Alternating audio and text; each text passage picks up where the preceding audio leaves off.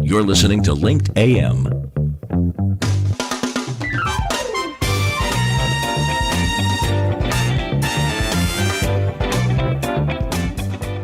Tell your story on Linked Live and get noticed. You're listening to Karl Wolfenden on the Business Class Show and is not always affiliated with the guests and the topics discussed. Any financial statements are the opinions of the individual, and you should seek professional advice before making any decisions. Upgrade your listening to Business Class, the show that puts you in the big leather comfy seats. So sit back and enjoy our take on the trending business issues of the week. Howdy, folks. Here he is, the Texas Brit, the guy with the stiff upper lip, filling his 10-gallon hat and his cowboy boots, Karl Wolfenden. Good morning, and welcome to Linked AM on Business Class News. And, one of the things, I don't know if you've noticed, but on LinkedIn, I've actually started writing my memoirs, my history, and I don't know if anybody's ever interested, but I thought, you know what, I'm going to start doing this. The history of me starting off in my sales career back in the early 90s, and then sort of looking at all the lessons that I've learned. And I'm doing them in several phases as such, and then I'm going to do a deep dive on what lessons that I learned as I grew and how tactics have changed. And then that really triggered quite a few emails from people that follow me on LinkedIn saying, hey, interesting article, or there's some other comments, but I won't tell you what they were.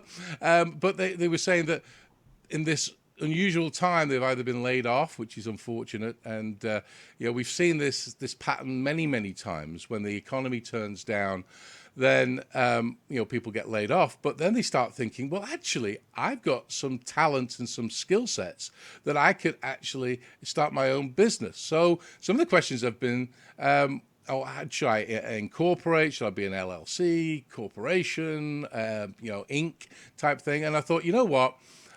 We used a company called IncFile to incorporate an LLC here in Texas with a company called IncFile.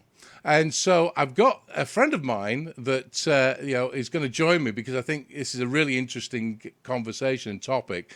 Mike Nunez. Mike, thanks for joining me this morning. I appreciate you sort of getting into this. And as you and I are big soccer fans. Oh, sorry. Football fans. Let's use the proper word. Football fans. It's good to see all this. The soccer matches getting back up and running. A bit strange without the fans in the stadium, but it's still football. That's it. But anyway, enough of that. So I want to get into, there's lots of questions out there from the audience about, what should I be looking at? How can I promote myself, etc.? How can I incorporate? But before we get into that conversation, tell me more about IncFile and, what you guys do and what benefits you bring to the table. Yeah. So first, thanks for having me, Karl. It's always great to be here. And let me first start by saying, we're going to be talking about how to start a business. I want to make sure that I start by saying, look, we're all in this coronavirus situation together. I don't want to make it sound like we're taking advantage of the situation in any way. If I could snap my fingers and make the coronavirus go away, we absolutely would. That said, we're in this situation, and so let's make the best of it. Let's do what we can, and maybe that means starting a business. And so, to answer your question about IncFile, what we do, and by the way, it's INCFILE, if people are wondering how to spell it. Talking about creating an LLC or a corporation, that's difficult. It's tedious. It's confusing for people who want to create a business. So IncFile, we act as the one-stop shop for entrepreneurs who would prefer to focus on their big ideas rather than drown in paperwork and filing. In fact, we've helped over 250,000 entrepreneurs make their business dream a reality. So we're the first step in anyone starting or managing a business. You can get your business licenses, taxes, bookkeeping. We can even help you create an account. What I love about your company, because as I say, we incorporated through yourself. I get emails all the time, and then I think earlier this week I got an email that said the 14 best licenses that a business should be, thinking about. And so it prompted me. I go, okay, well, make sure that I've got everything in line, and you keep in touch, and you've got specialists out there that you can talk to that can really sort of help somebody navigate that, because state licenses, regional licenses, national licenses are all different, and sometimes, as you say, we just don't have time to start researching that. That's right. That's right. It's what makes your business different from everybody else's isn't the paperwork that you file, right? It isn't the government licenses that you create. So why does that deserve any portion of your attention? Instead of drowning yourself in that, hand that over to us and go focus on what actually makes your business better and different than everybody else's. So we make it super easy to make sure that you're in compliance wherever you are. One of the things I think, I've got a kid now that's graduating college this year. Unfortunately, we've not been able to walk across the stage because of all this stuff. But, there's a lot of, young people now, not just graduates, but people that have been in the workforce, etc., but have seen, they've got a skill set, and they're young entrepreneurs, and they're saying, okay, where do I start? You've learned all this stuff in college, etc. You've either been a couple of years in a job where you're learning things, but you're realizing that this isn't for me. I want to go out and do it myself. So is there tips like that for young entrepreneurs as such? Absolutely. So and I want to combine anybody that's saying, how do I start a business? When do I start a business? We get asked that question all the time. When's the right time to start a business? The answer is always now. Now is the right time to start a business.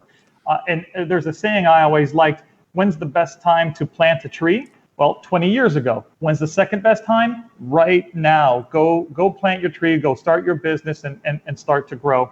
And in terms of, for college students just coming out, I always say the benefit or the best way to start a business is to have multiple advantages. So, for example, let's say if you're a younger person coming out of college, you have a lot of time on your hands that you can go focus on things like this.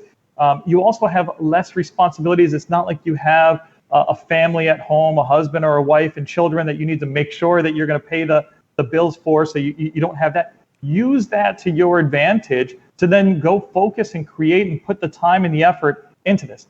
And I want to say one more thing, but before I do, I want to say with all respect to the parents that have small children at home, because I'm about to say we all have more time on our hands, but I feel like the people that have small children, they would disagree with me vehemently. So with respect to them, knowing that they don't have as much time as their hands, everybody else, if you used to drive an hour each way to work, that means you have 2 hours of your day back in your day, and it's going to get filled with something, whether that's sleeping, whether that's watching TV, whether it's exercising, or whether it's starting a business. You get to choose what you're filling that time with. So if you want to use that to make your life better, maybe it's self-improvement, maybe it's going and starting a business, maybe it's listening to audiobooks, whatever it is, choose, be intentional about what you're going to do with that time. Going back to your college student and just coming out, what's the first step? I always recommend make it a legal entity, and that's for two reasons. One, for tax purposes, and I would highly encourage anybody to talk to a tax professional as they create their business. But if you want just a default easy answer, if you're an American citizen, go for an LLC. And then from there, you also want to create an LLC for liability. LLC stands for Limited Liability Corporation. And so it's just a layer of protection if anything goes wrong in the business, that if the entity gets sued, it's a little bit of protection for you, the consumer. So, you, the business owner. So that's the reasons why you want to go ahead and get started. That's the first step. And, as they always say, how do you, every journey of 1,000 steps begins with a single. That's the way to get started. Well, I think that's a great advice. And one of the things that I remember when I sat down many years ago with a business mentor. They said also, if you have an entity, you're taken seriously by your clients. They see that you're an LLC, an incorporated company, etc. Because sometimes, something falls onto a desk of an executive, and they say, "Why are we doing business with this company?" And then they say, "Well, it's this guy called Karl Wolfenden." Oh, okay. Well, it's a company. It's an LLC, and it gives you that sort of that meat behind the actual deal. I think. I mean, it's. I don't think it's set in stone but I think a lot of people do look at, if you've taken that step, it makes you look better. Yeah, and I have a great anecdote on that. There was a time where I owned a business myself, and I had a potential customer, client. It was a consulting business, and they were near the area. I was in Orlando. They were in Miami. And they said, "Hey, we're going to come visit you before we sign the contract." And they drove up. It was about 3.5 hour drive. They drove up, and I thought they wanted to, discuss, interview us a little bit more and such. And he walks in the door. We go into the conference room, and he's like, "Great, where's the contract for me to sign?" And I'm like, "Oh, I was taken aback. I was like, oh, I thought you wanted to discuss." He was like, No. I just wanted to make sure that you were real. I wanted to sure that you were legitimate, and that you actually had 20 people working at this company, and that you have a conference room and such. And so to your point, Karl, it's not Mike that he's cutting a check to. It's to this corporation that he's cutting a check to. And one step further on that, like, look at us. You're in your home with that behind you. I have my blinds behind me here. This would have not been acceptable 6 months ago. But today, in today's age, this is very acceptable. You don't even need an office anymore. Like there's never been a better time to be able to work from home and start your business from home. So again, I don't want to make it sound like I'm happy about the situation that we're in, but I'm taking advantage of the situation that we're in. Absolutely, you're making the best out of what's happening, and you're absolutely right. Some of the times that we did. 4 years ago, we started doing segments through Skype, etc. We have a studio that we use, etc. for that. But in the early days, we were doing it from a home studio as such. Then we moved into a studio with nice backdrop, etc. But in the early days, people were going, "Oh, you can't have it in that you need a proper background and all that stuff." And so that's when we moved into a studio. Now I'm seeing on the 8 o'clock news, people, stars. I mean, my goodness, I saw, oh my goodness, I can't remember who it was. It was a big star, and he was from his house, and he was doing this interview, and I thought, you know what? I started that 4 years ago. I was way ahead of my curve. But you're right, it's become the norm, and I've got lined up interview after interview about people that are specialists in remote working, because that's going to be the new norm, and people are going to have to get used to, as you say, having the little kids doing their stuff. And I've got younger kids that have been homeschooled, but they're not because they've had to be. They're doing it, and it's a different environment. You have to start treating working from home in a little bit different way, but it has become the norm. So you're absolutely right. And I feel like we were headed this way anyway, right? But the coronavirus certainly expedited, maybe even by years, us moving in this direction. And you were Karl, doing this 4 years ago, and ahead of your time. Ahead of my time. I knew it. I just wish I could have patented it. I don't know. Maybe not. But it's funny, I'm listening to you and all the advice that you're giving. And, we did a segment a couple of weeks ago with a company called Gorilla Corporation, and they're a channel marketing partner. And we talked about the importance of having strong partners. And I feel that you are my partner, in this side of things, because we incorporated with you. I had questions last year about a couple of things, reached out, and then, but again, I didn't know the answers. I mean, we have lawyers, etc., and we have accountants. But your field of experience and expertise is, if I don't want to go to a lawyer, I can come to you, and you've got those resources that I can pull on. And as you say, you're not lawyers, so you may say something and say, get it checked out by a lawyer. But that's one of the things I love about IncFile, is that I feel as if you're my partner in that side of things. Well, first, thank you for that, because that's we have a passion for business, right? It's our company's mission to help people create their own company. And think about where we're in.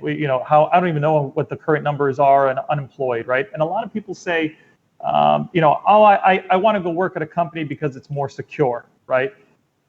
Honestly, there's nothing more secure than owning your own company. Right. You're going to be the last person you lay off, right? So for me, the security is in that.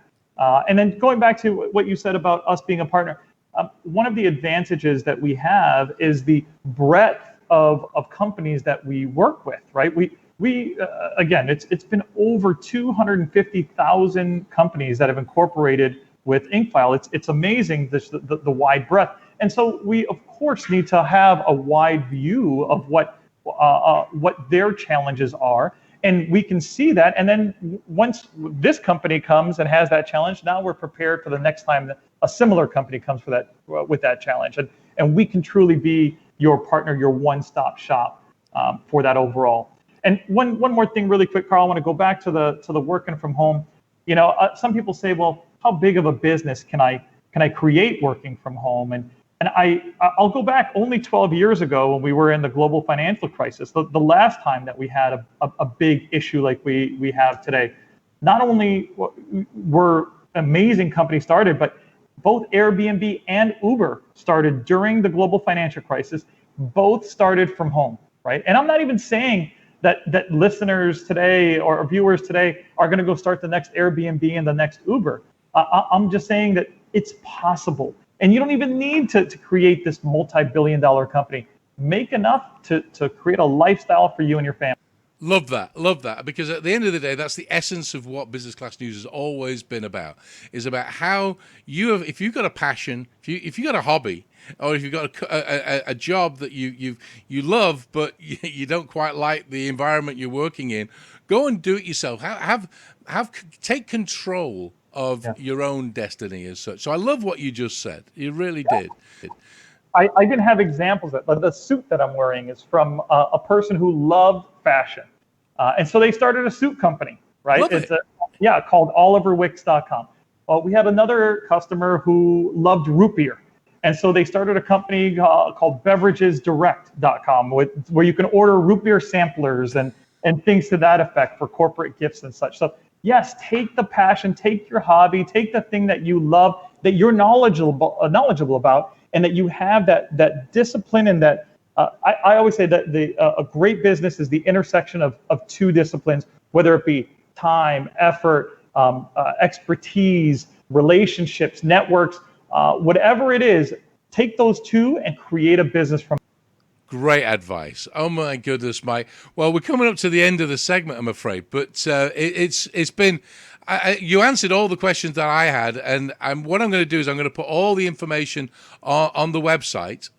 We have our YouTube channel, and we'll put all the information on there, this interview, and of course we'll do an article on IncFile as well. So appreciate you joining me this morning, because, as I say, it's something that everybody's talking about, and as we said earlier, you're a great partner of us, so I want to recommend people to reach out to you and sort of ask the questions that need to be asked. So thank you for joining me, Mike.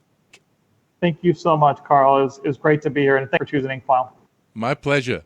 Well, that was Mike Nunez, of course, the CCO of IncFile. And, what a great conversation, because, at the end of the day, that's what we're trying to do. We're trying to put information in front of you guys, the audience out there, that when you're making decisions, make good decisions, and ask the experts. I mean, we have this series called Ask the Experts. That's what Mike's going to be on. It's going to be within our little section called Ask the Expert, because they are professionals in their own right. So if you've got questions, give them a call. Go to the website. I'll put all the details on the website, on our website, businessclassnews.com, and reach out to them. You know, it's always good to have that sort of that resource at your fingertips. So as I always say, go out there, make some money, but have some fun and enjoy yourself. And please be safe, and I'll see you next time. Thanks so much. Goodbye.